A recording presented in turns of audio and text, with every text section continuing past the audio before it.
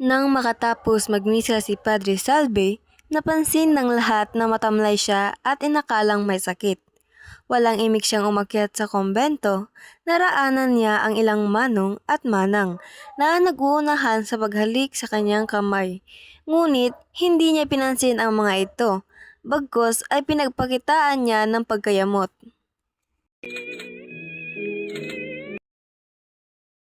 Si Manang Juana ang nagsimula ng usapan at nagpapalaluan tungkol sa planaya.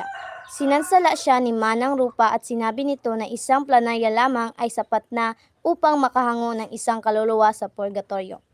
Isang manong ang sumali sa usapan at pinagpalalo ang pagtatapon niya ng indulhensya na halos natamo niya kahit na natutulog.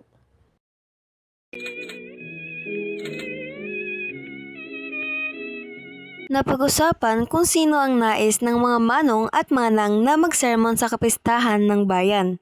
Sa gitna ng pagtatalo ay dumating si Sesa na sunong-sunong ang isang bakol. Matapos magbigay galang, tuloy-tuloy na pumanhik si Sesa sa kumbento.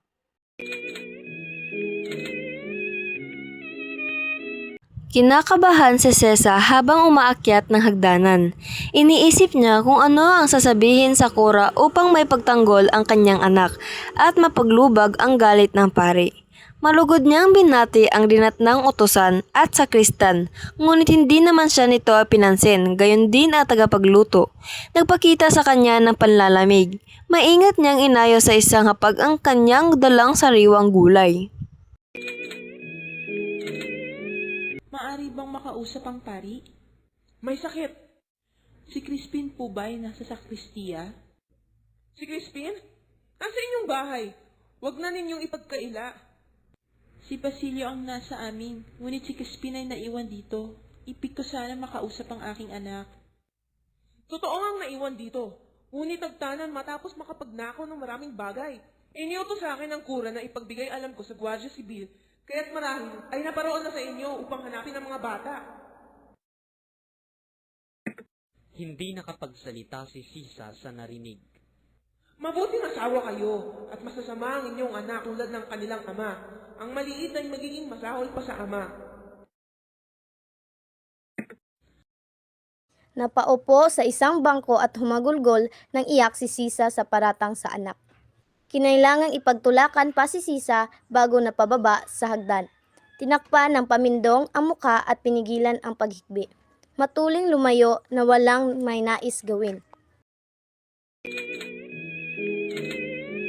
Ngayon, dumako tayo sa mga tauhan. Sesa, ang ina ni na Basilio at Crispin na nagdala ng mga handog na gulay para sa mga pari. Siya ay nagpunta sa kumbento upang makausap ang pari.